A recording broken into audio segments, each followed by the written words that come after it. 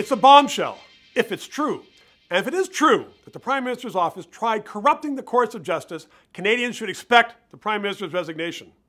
And nothing less. The Globe and Mail broke the story saying that the Prime Minister's office pressured the former Justice Minister, Jody Wilson-Raybould, into cutting a special deal for the huge Quebec corporation SNC-Lavalin, which is facing charges for bribing officials in Libya to win juicy government contracts there. The report is that the Attorney General resisted the Prime Minister's office's urging her to avoid prosecutors to avoid a trial, and instead ordered what's called a remediation agreement.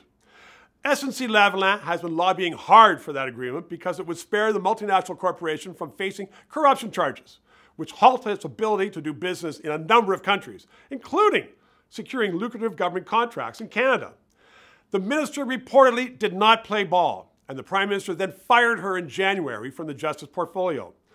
Wilson-Raybould had been considered a strong Justice Minister, and as a female Aboriginal, she was also a great symbol for the Liberals' love of identity politics.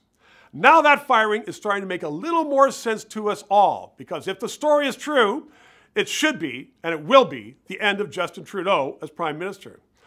All Canadians understand that justice should never be subject to political interference. That's precisely what we've been telling China, as it has tried demanding and bullying Ottawa into releasing a Chinese telecom executive arrested by Canadian officials in December, of course at the request of the U.S. Justice Department, which wants her extradited to face charges of fraud.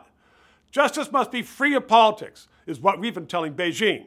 Except now, it looks like the PMO only thinks that's true for Chinese companies and not Quebec companies. So far, Trudeau and his officials have been using the same talking point over and over, only stating that they did not direct the former AG to go easy on SNC-Lavalin. The allegations in the Globe story this morning are false.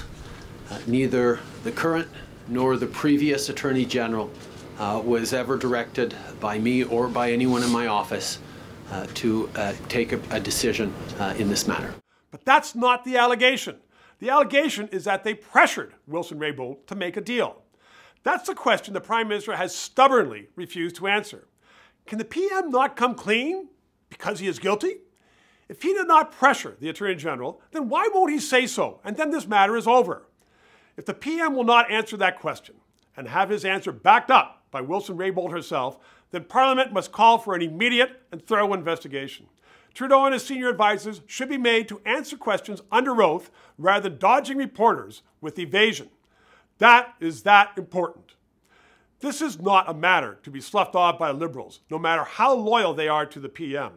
This is bigger than partisan politics. If the story is true, this could be a case of subversion of justice at the highest level. Canadians deserve the truth, and Trudeau himself should do everything possible to enable the truth to come out. This is so much more important than doing favors for Liberal friends in Quebec or winning votes. Ensuring that politicians keep their hands off the justice system is critical to our democratic society of laws. Jody Wilson-Raybould may turn out to be one of the greatest defenders of justice Canada has ever seen.